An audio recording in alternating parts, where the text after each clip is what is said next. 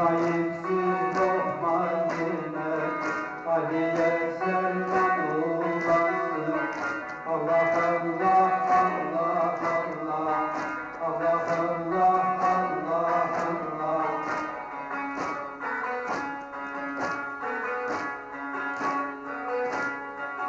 Zeynep'e kıracağım kıracağım, kıracağım kaldı gözüm. Sakın kırılma sözüm, Ali'ye selam olasın.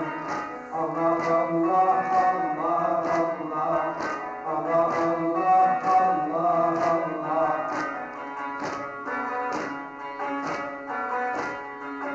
Tanıyanlar duyarız, askeride meseleriz, nefis sırasına varız, Ali'ye selam olasın.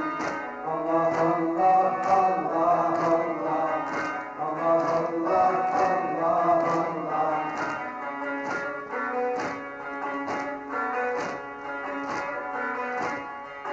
Hatay'ın özünü vurma, gidecek de sen ayrılma. Her adama sırrın verme, Ali'ye selam olasın. Allah Allah Allah Allah, Allah Allah Allah Allah.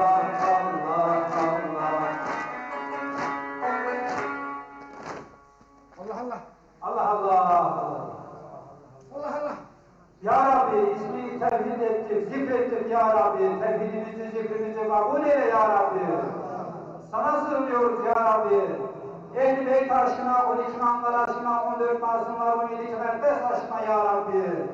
Sana sığınıyoruz Ya Rabbi. Gelmiş geçmiş evliyalar, Abdülhamid Musa Sultan aşkına Ya Rabbi. Hacı Bektaş Veli aşkına Ya Rabbi sana sığınıyoruz.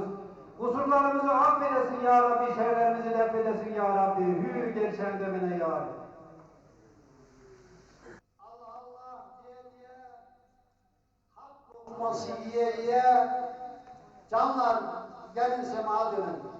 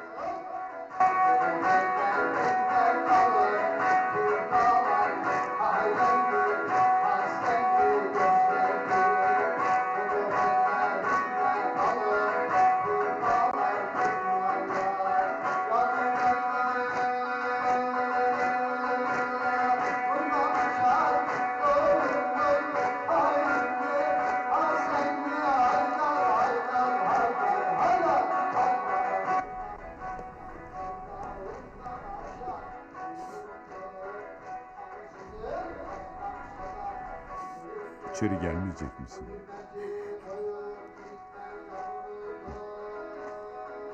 Hıdır'a dua ettin mi?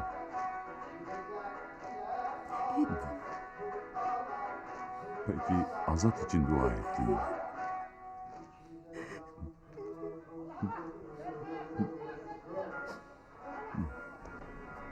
Allah Allah, semalar kabula, günahlar affola, gayrıca reisi gele, reisi şerefde ola. Semalarınız Allah Muhammed Ali ve Kulşol yolunda bulunmak buluna, hizmetinizden cevap bulasınız, gerçe ömrüne ya. La ilahe illallah, illallah şah illallah. İllallah şah illallah. Ali mürşid güzel şahım, şahım